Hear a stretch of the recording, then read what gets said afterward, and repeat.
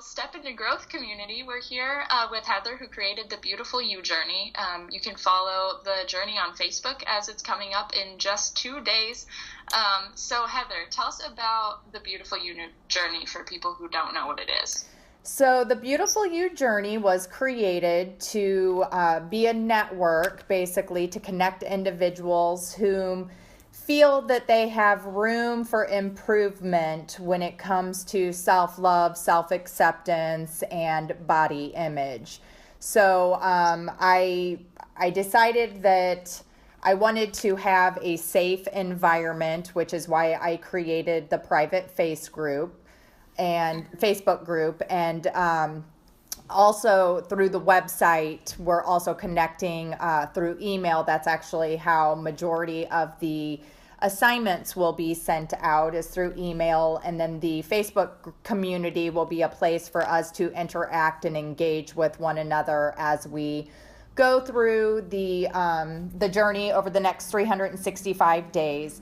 So it's launching on Tuesday, which is Valentine's Day.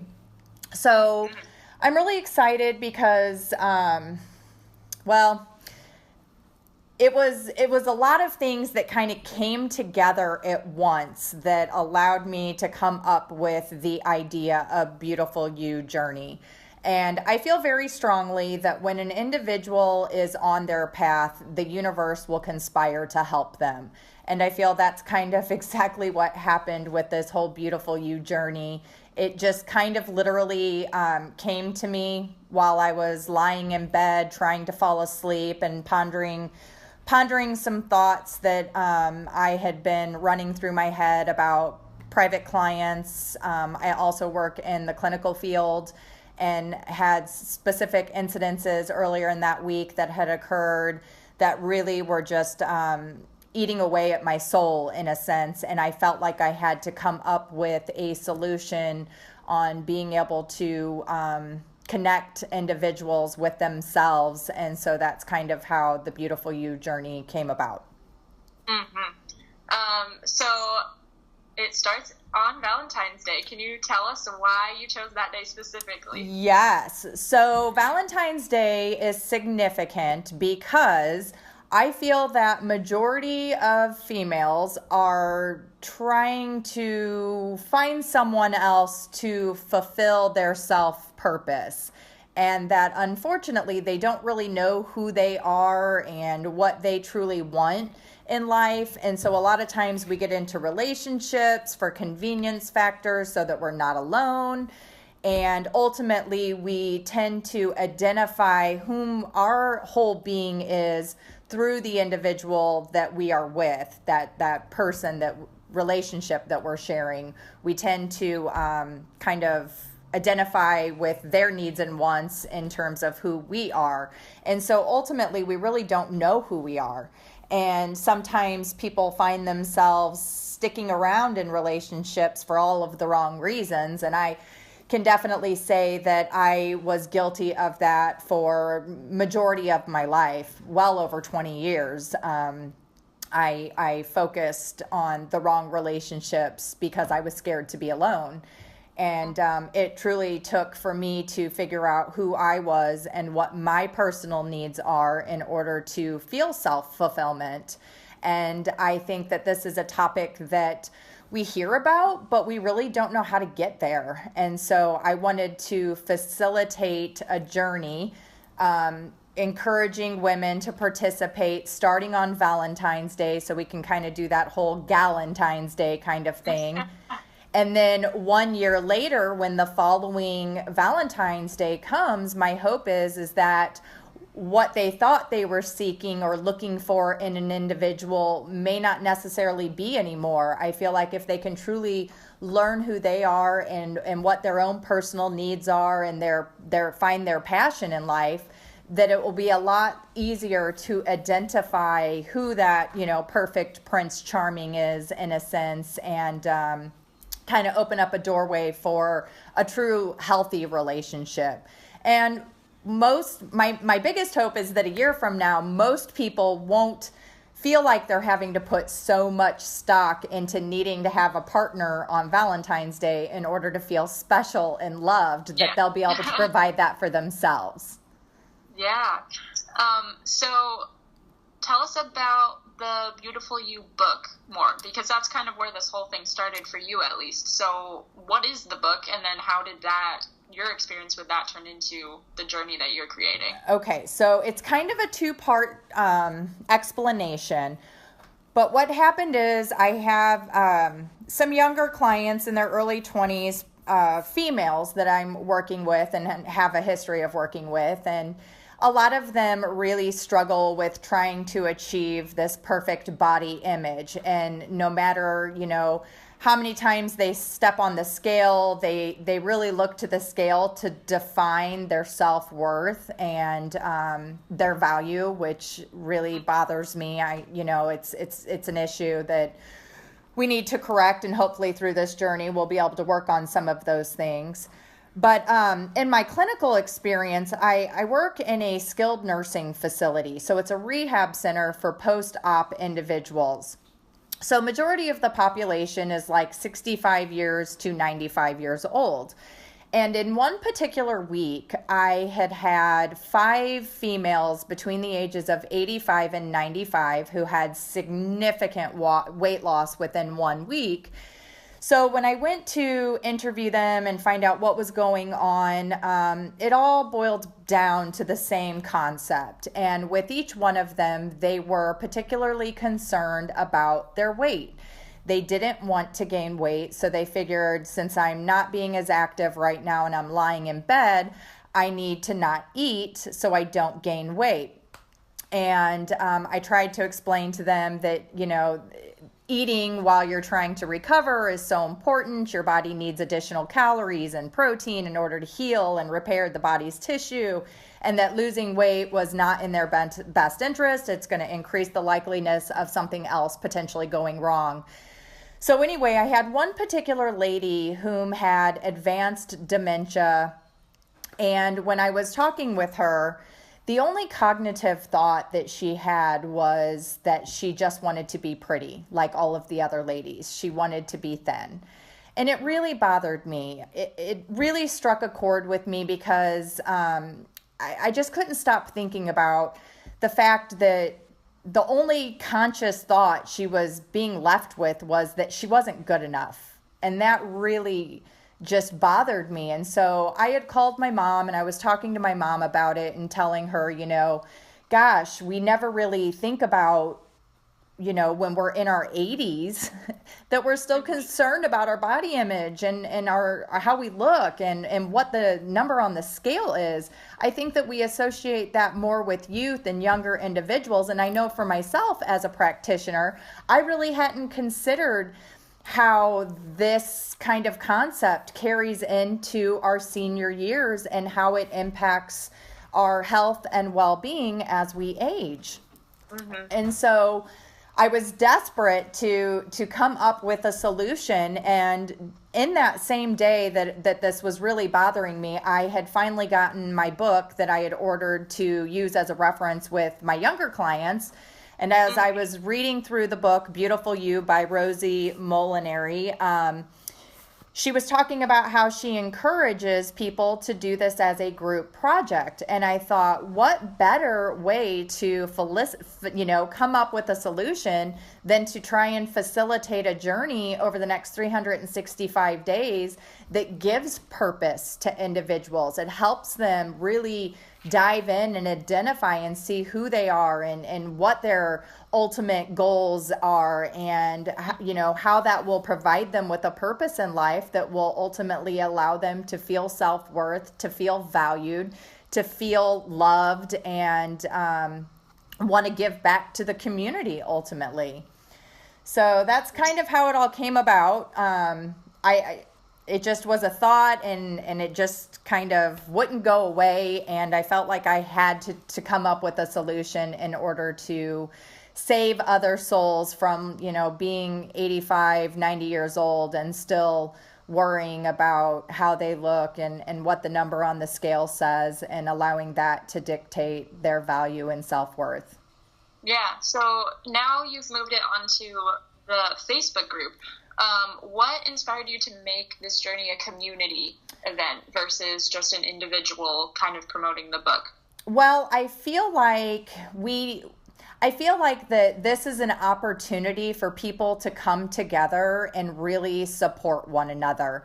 We're scared to talk about it. I know for myself, as I have gone along my own journey of self acceptance, it's not something that I really shared with other people.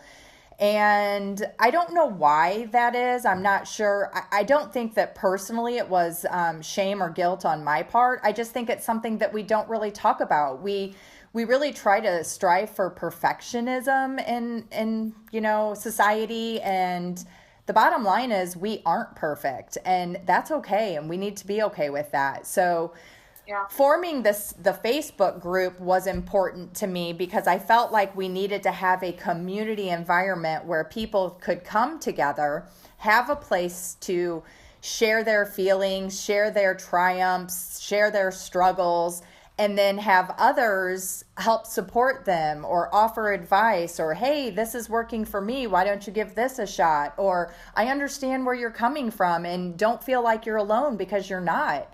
So that's the purpose of the Facebook group. I decided that this was going to be exclusively for women. Not that I don't think men struggle in the same area, because I do believe that they do. And I've had a lot of males reach out to me disappointed that they can't be part of the journey. And so for those males, I've told them, by all means, they can go on and they can join the email list and be, sent the assignments. But as far as the Facebook community goes, I can't accept them in there, because I want to have a safe environment that's non-biased, where women can feel, like they can truly let go and voice their concerns and talk about their particular circumstances without feeling judged or feeling like there's going to be a negative voice there listening. Mm-hmm. Yeah, I definitely understand that. What would you say to people in the Facebook community who are afraid to post about their experiences if they're challenged with something or struggling through the journey? Well, my advice to them would be to know, number one, that this is a non-judgment zone. So no matter what the situation is, no matter what the circumstances are, that it's okay to talk about it, and it's necessary to talk about it. When we can verbalize what we're feeling, it helps us to identify room for growth and also being able to come up with a solution. And sometimes we can't recognize those on our own, and other individuals' input can be very helpful to give us some guidance on how to change a particular way of thinking. So I feel strongly that every individual connects to things in a different way, which is why it's extremely important for me to utilize a plethora of different resources and tools, so that we can all connect in one way or another. I feel strongly that I'm a visual learner myself, so blog posts aren't my favorite thing in the world. I may skim through them, but I don't always necessarily read them from end to end. But a video really can capture my interest, and I can listen and stay, focused without feeling a lot of pressure. Yeah. So I feel like we just need to have a variety of resources available so that an individual will find something that ultimately they connect with. Not everyone's story is the same, nor should it be. And so we're all unique in our own way. And that's the whole point, is being okay and discovering our uniqueness, and that's what makes us special. That's what makes us beautiful. Yeah. So the journey starts in 2 days. What should we be doing now as followers of the journey, getting ready to start this? So I think that the most important thing is that we need to have open minds and not put a set of expectations on ourselves. I think letting go of expectations is a big, component. I know for myself, I stayed stuck for a very, very long time because I kept waiting for a feeling to overcome me that was going to allow me to be able to grow. And ultimately, that feeling that I was so desperately searching for never came. And so the longer it didn't come, the more frustrated I was getting and starting to feel like, oh my God, am I ever going to feel like a whole human? Am I always going to feel, disconnected and feeling like my purpose in life isn't being served? And when I decided to make the choice that I was going to grow as an individual, that's when all of the magic happened. And so ultimately, it wasn't a feeling that was going to overcome me. It was a choice that I consciously needed to make to open the door to be able to go along a journey that allowed me to find my purpose, feel fulfilled, and truly be able to love myself wholeheartedly instead of looking for others to try to do that for me. Mm-hmm. Yeah, and you've done this journey once before, so you're now guiding us in our own journeys. How will this look for you, and are you going to do the journey with us? I am going to be doing the journey with us because I feel that in life, we always have room to grow. And so I feel fortunate that I'm in a place where I can wake up in the morning and feel like the luckiest person in the world to smile and be so content with my life. I want others to be able to feel that way, as well.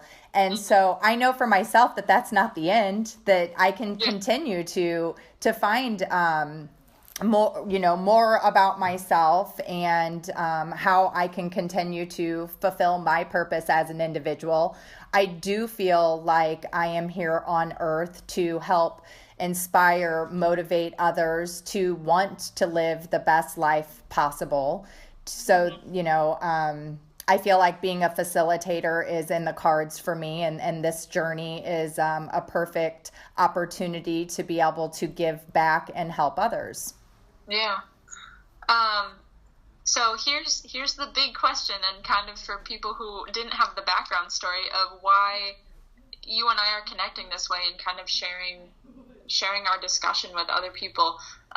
So as I'm getting ready to do the journey too, it ran across my mind that, like, is this actually possible? You make the claim that you live life without weighing on the negativity and understanding who you are and what you deserve. And from someone who's not quite there yet, it seems like an impossible feat. So I know you say that's where you're at, but what would you say to people like me? Because I know for sure I'm not the only one. No, I know you're not the only one. I've actually had several emails with others concerning, voicing those same concerns, like, is this really possible? And the answer to that question is yes. It is definitely possible if you are willing to take the time and invest in yourself. Regardless of how much effort you put in, you're going to learn something. You're going to grow in the direction that you need to be able to feel self-acceptance, self-love, and your, life's purpose.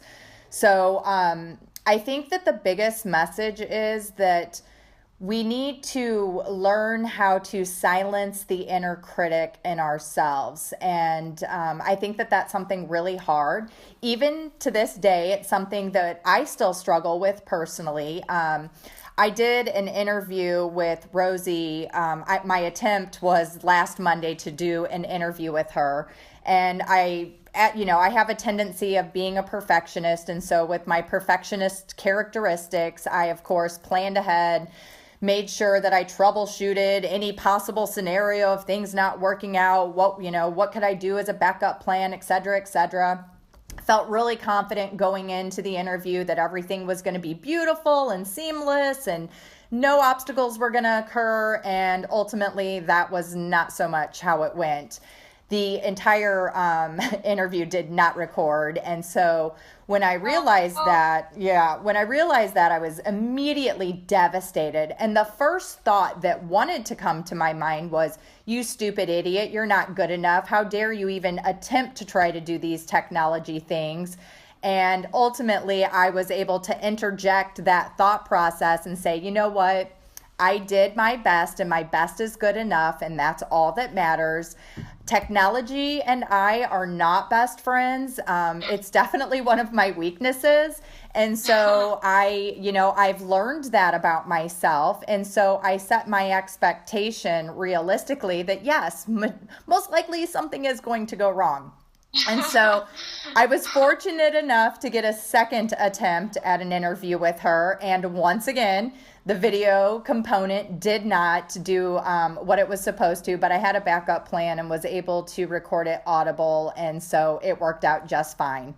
So I think that the main message is that we have to start learning how to develop tools, skills that we can pull out for those moments when we want to allow that inner critic to come out and start telling ourselves that we're not good enough. We have a plan and a phrase bank that we can pull out and say, no, that's not the case. Stop it. You are good. You are good enough. You did do your best. You are trying hard. So we have to kind of rewire the message that we send to ourselves on a regular basis. I'm going to read a little paragraph to you. It's from a book called Love Your Body. It's a positive affirmation guide for loving and appreciating your body by Louise Hayes. This is definitely going to be something that's going to be utilized throughout the journey. But in her introduction, she has a paragraph and it says, "Little babies love every inch of their bodies. They have no guilt, no shame, and no comparison. You were like that, and then somewhere along the way, you listened to others who told you that you were not good enough. You began to criticize your body, thinking perhaps that's where your flaws were." I feel like that paragraph is such a strong statement, and it really addresses kind of the purpose of this journey, and that somewhere along the line, someone said something to us that caused us to start thinking differently about who we are and what we are. Mm-hmm. And ultimately, we gave our power away. And that sucks. Like, why did we do that, you know? So we have to reclaim the power, rewire the message, and learn to be okay with being able to be okay. It's okay to be okay. Yeah. So how do you think people start to realize when these negative thoughts come into their minds? Because I know it's easy to catch it after it's been happening for a while. Right. And then people tend to beat themselves up on like, oh, I should have stopped this right when it started. Right. What do you have to say about that? So I think that that's going to be one of the initial challenges for most people. And the first 2 weeks of this journey are probably going to be the first 2 most challenging weeks, because it's going to really force them to have to sit down and think deeply about who they are and what they would like, you know, for themselves and for their life.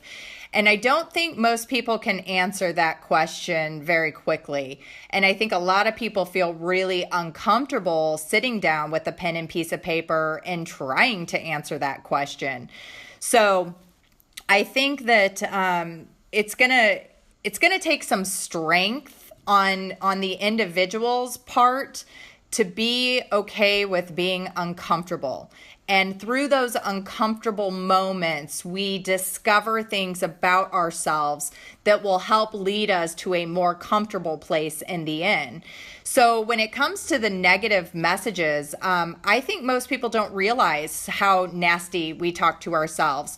But the bottom line is, you know, most of us would not talk that way to someone that we cared about or respected. And ultimately, we have to start with ourselves to be able to do that. So just by acknowledging the fact that you should love and respect yourself, and the way that you talk to yourself is a reflection of how much love and respect you have, I think that's a way to really be able to start to recognize that dialogue that you are having with yourself. And so there are going to be activities that we're going to do to help start identifying what that dialogue sounds like. On a daily basis, what does that dialogue sound like? Are you complimenting yourself? Or are you constantly ripping yourself down? And I think that most people will find that they are constantly ripping themselves down.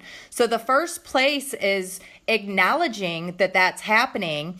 And then as you start to acknowledge it, you start to recognize it as you are going along, and then you can start correcting it.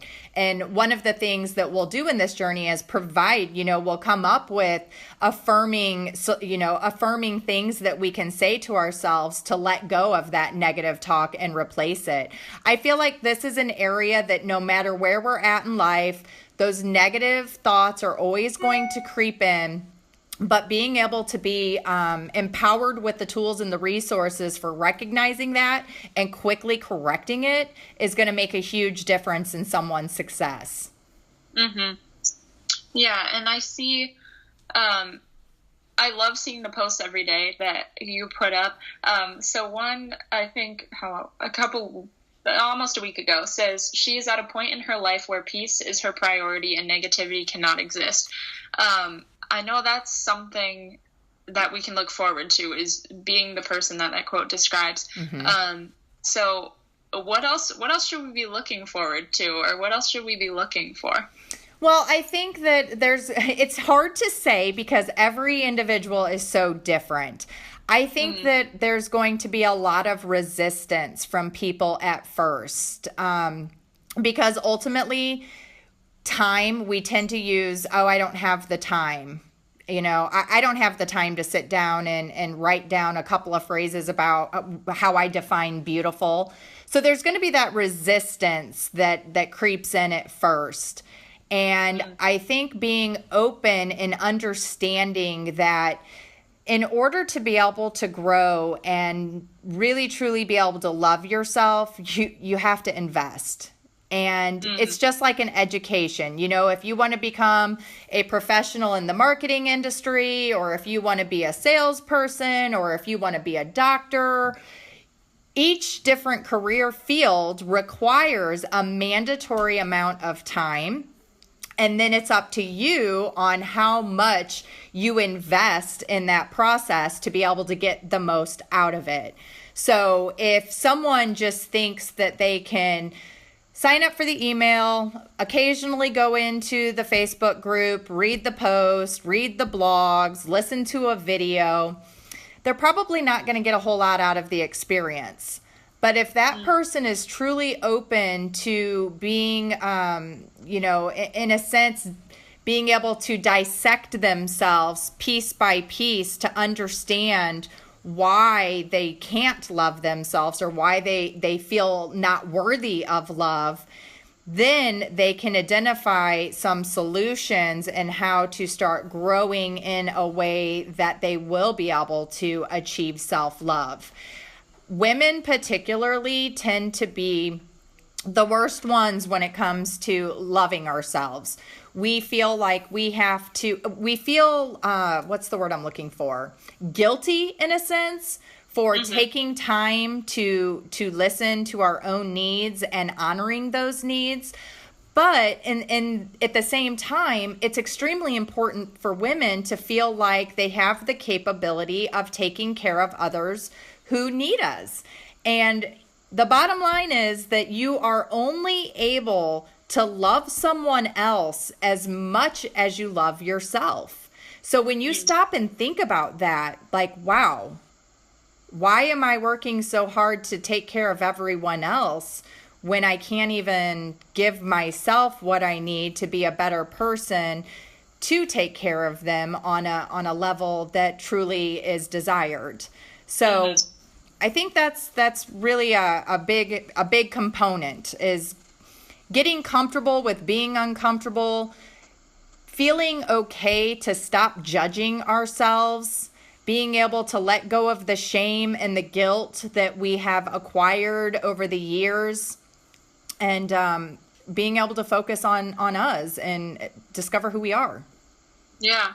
And you went into the resistance piece that I know is definitely going to happen too. How do you think we should address, or how can we recognize the barriers that might come up between ourselves and kind of the self-improvement journey that we're going on? So I think that the answer to that question is, if you are not feeling uncomfortable, you're not working hard enough. You have to really challenge yourself and challenge your ideas of who you are and what you want in life. And most of us think that we know what we want, but ultimately we have no clue. I can tell you in my own personal experience, I got married very young. I was a very insecure individual. I had very low self-esteem. I was always a very pretty girl, and I was told all the time that I was very pretty, but I didn't have any, I didn't feel like I had any self-value. I definitely didn't have any confidence. I was diagnosed with a learning disease. With a learning disability when I was in kindergarten. And ultimately I allowed that diagnosis to define who I was and who I was going to be into my adulthood. So I pretty much just gave up and stopped trying because everyone just assumed that I would perform low because I was dumb. So I accepted that. I accepted that as my fate, and that was okay. It didn't feel good. I struggled every single day. I became very depressed. I was very, I had a lot of obstacles that I was faced with. And when I got into high school, particularly my sophomore year, I was so miserable. I was actually self-harming, and I was pulling out my hair, which was something that I was hiding. I always had like this long, gorgeous, beautiful hair. And for some reason, it made me feel good to harm myself by destroying what all of my value was put into. And when my mom found out about that, she was devastated and, immediately put me into a hospital, and I went through treatment and all of that, inpatient, outpatient stuff. But it didn't help. It didn't change anything. It didn't fix anything. So I begged my mom to let me go to a different high school, and so she did. And ultimately, I ended up getting wrapped up in drugs. I was looking for acceptance, and for me, that I found it in drug abuse. And so when I graduated high school, I knew there was no way in hell I was going to actually be going on to college. I didn't have the skills to be able to do so. So I thought, and so I kind of just figured, well, I'm not sure where I go from here, and ended up getting pregnant. And right before I got pregnant was when I was diagnosed with a kidney disease. So then I was really feeling sorry for myself because I couldn't get health insurance. And throughout my pregnancy, I was very, very ill, extremely ill. And so after I had my first daughter, I basically came to the conclusion that I was either going to need dialysis or transplant if I wanted to, stay alive. That wasn't an option for me. And so that's kind of where my journey for research and knowledge began. And as I would go to the library and check books out about my condition, I started implementing things, and as I implemented things, I started feeling better.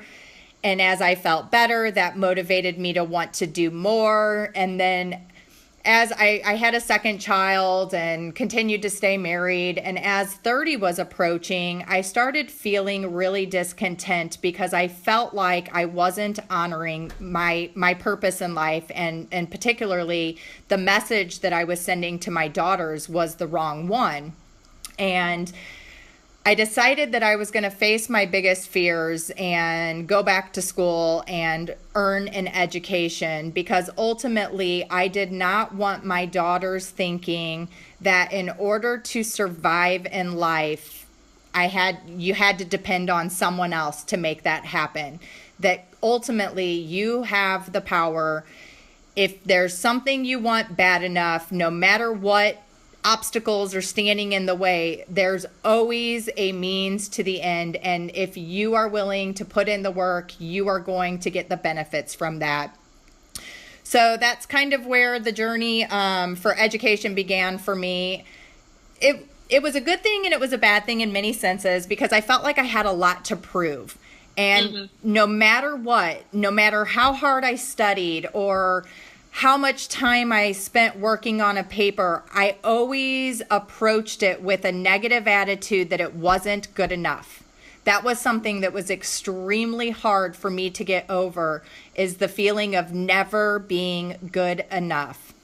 And so I went through my undergrad basically, killing myself to have a 4.0, to be a mom, to, be married and have a business, and then also working. I was trying to juggle way too many things. I was trying to be super woman, super mom, super student, super, employee, you name it. And ultimately it came with a price. And so when I finished my undergrad and was getting ready to start my master's, I was actually diagnosed with cervical cancer. And I became very, very angry because I felt like, how can I have something wrong with me? Like, I'm the healthiest person I know. I eat well, I exercise regularly. Like, how in the heck could this possibly happen to me? And ultimately what it boiled down to was stress and my expectations for myself. Being that I have a kidney disease that acts similar to an autoimmune disease, my immune system's compromised. And with stress, it weakens the immune system more. So it allowed a virus to go into cervical cancer. So it was pretty disturbing to me. But it was also the best thing that ever happened to me, because once I realized the impact that stress was having on my overall health, it helped me to recognize that I wasn't honoring myself and that I really wasn't loving myself as much as I wanted to say that I was. I truly wasn't. And so that opened up the door for me to really analyze, investigate, and figure out where there was room for improvement. And ultimately, for me, that improvement was to learn how to become a half-asser.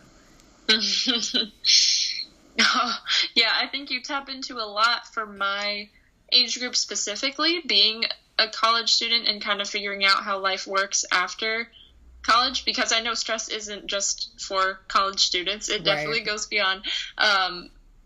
So what advice do you have for people who maybe don't realize the stress that they're putting themselves through? Because I know realizing it is a huge step to fixing it. So how do you think we can kind of check ourselves to see how stressed we are and how that affects our living situation? So I like to kind of chalk it up to managing our expectations. And most of the time, the expectation that we put on ourselves is so ridiculous. However, we think it's achievable. We think that there's no reason we shouldn't be able to achieve it. And ultimately, when we're unable to achieve whatever it is that goal is that we set, it makes us feel like we're less of a person. We're not good enough. I couldn't do it. And then that leads to self-sabotage and then, typically destructive behaviors, whether it's starving ourselves or overeating or, partaking in behaviors like drugs and alcohol, or just self-hate, just constantly having that negative, you suck, you're not good enough, stupid idiot, of course you should have expected this. I mean, it's really, it's a nasty, roller coaster ride that we get ourselves on. And ultimately, we need to get off the ride. It's time to stop it and start checking ourselves. So I like to do a activity with my clients that's called a brain dump. And this is something that we will do early on in the journey. But basically, it's taking all of the thoughts that we have in our head that aren't allowing us to fall asleep appropriately, the things that keep running through our brain, and dumping it onto a piece of paper and kind of seeing what that looks like. And then once we've got all of these thoughts onto a piece of paper, I like to have them go through and ask themselves, is this something I can control? Yes or no? If it's something they can control, they circle it. If it's not, they draw a simple line through it. And so by the time you get to the end of your list, it will help you really have an idea on whether or not you are spending a lot of energy and effort in things that ultimately you have no control over, and taking away from the time, energy, and effort that we have for things that we can control. Yeah. So it allows us to identify where we can shift the balance and start focusing on the things that we can control in a healthy way, instead of putting all of our emphasis and effort into things that we can't control, that's creating more stress and then causing the spiral downwards that gets out of control. Mm-hmm. Yeah, I'm looking forward to those kinds of exercises in the journey, because I think that's what, like, the exercises are what helps. We can hear quotes and read things all day long, but until we actually do something, I think that's where the transformation takes place. And I want to thank you again for joining me on this podcast. I'm happy to. Thanks for having me. I have a few more questions before we're done. Yeah. So you have a podcast up right now with the author of the Beautiful You book. What can you tell us about the author of the book? Well, Rosie is an incredible individual, and I am so grateful that this brought her and I together. So Rosie, she predominantly works with women and young girls in terms of like self-love and self-acceptance and body image. But when she originally started in her undergrad, she was working with gang members like Crips and Bloods. And ultimately, what she has discovered throughout her entire journey and having these experiences working with these different kind of individuals is that ultimately it all boils down to the same thing. And so what she says, and I can actually quote her, she says, "So much of our pain is the result of a lack of awareness of our own self-worth. If you value yourself, you don't hurt other people. And if you value yourself, you don't hurt yourself." So ultimately, when we think about gang members, we think about them being these violent individuals who are out doing destruction on society. But ultimately, we as individuals are doing the same thing to ourselves. It's just in a different way. It may not be as obvious. We're not walking around wearing a red or a blue color and identifying with this certain group, but we're walking around and we're constantly telling ourselves that we aren't good enough. We're body checking, we're stepping on the scale, we're comparing ourselves to others. We're looking at other individuals and we're breaking them down. We're dissecting them piece by piece, sometimes in a group with others. And the reality of that is that ultimately we are the ones hurting, and we need to work on our own pain in order to stop doing it to others. So another thing that's really awesome about Rosie is she was talking about, how the impact, what her vision of the impact is on a larger scale. And I can quote her here. She says, "If we are consumed by our bodies, then we are taking valuable time away from the work we are meant to be doing and the gifts we are meant to be giving to this world. From our purpose. If we are in the mirror assessing, obsessing, critiquing, despairing, we are not doing the work on ourselves or our power so we can address the need we are meant to address and bring about the healing we have been called to offer." I feel like that's a really strong statement. That ultimately that's what it's all about. If we can shift our focus in the right directions, we will contribute to society and this place in this world in a more positive way. The media focuses so much on the bad and the negative. It seems like we never hear these constant positive things. It's always the bad things. So we're just, by human nature, we're designed to be drawn to the negative stuff. And if we can learn to start letting go of the negative stuff and start focusing on the positive, more positive energy is shared with one another, and we're able to manifest these amazing things in life that we don't realize we have the power to do. Mm-hmm. Wow, that is powerful. So for Step into Growth, our community is pretty wide with gender, age, experience with eating disorders, experience without, kind of trying to encourage people on the journey of self-care. So if you could say anything to the people listening to this podcast or starting your journey soon, what would you say? I would say, don't be afraid. Don't be afraid. It's okay. It's okay to feel different. It's okay to acknowledge the fact that you don't love yourself. I think that it's really interesting that we're not allowed to say we don't love ourselves. Like there's so much negative connotation associated with actually verbalizing that, but the reality is that we don't. And so how do we learn to start loving ourselves if we can't acknowledge that we actually don't in the first place? So I think, don't be afraid. It's okay. We're all in this together. Everyone's experience is different. Some may progress quicker than others, but no matter what, you are on your path and your journey is yours uniquely. And so it will come with the rate in which you are willing to give the energy and effort needed to be able to grow into the person that ultimately you would like to feel you should be. And so be open to it. Be open to change. Be open to resistance. Be open to feeling uncomfortable, but be excited.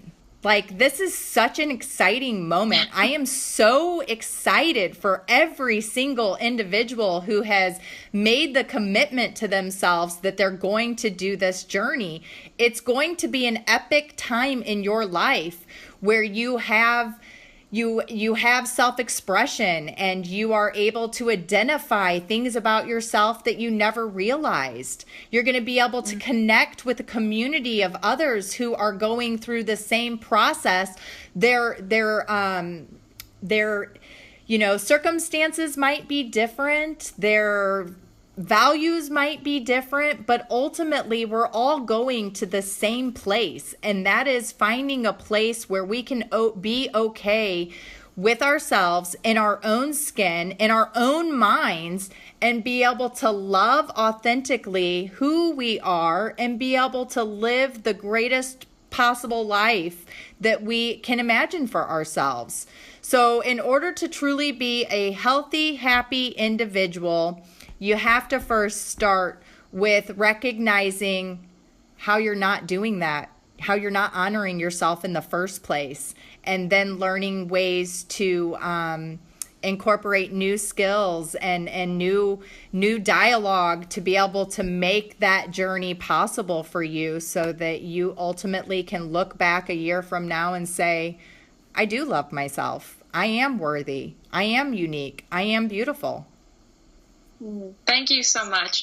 I just want to thank you again for taking time to join me on this podcast and answer questions that I have, but I'm guessing other people have as well as they're getting ready to do this. So I encourage people listening to this podcast to go onto the Facebook page and get access to that if you're wanting to go on this journey, or get email access so you can follow along. And I encourage you to get the book also so you can really follow along with what Heather's guiding us through. Absolutely. So look out for more updates and join us as we all go together on this journey. Absolutely. I do want to make a quick note about the book Beautiful You itself.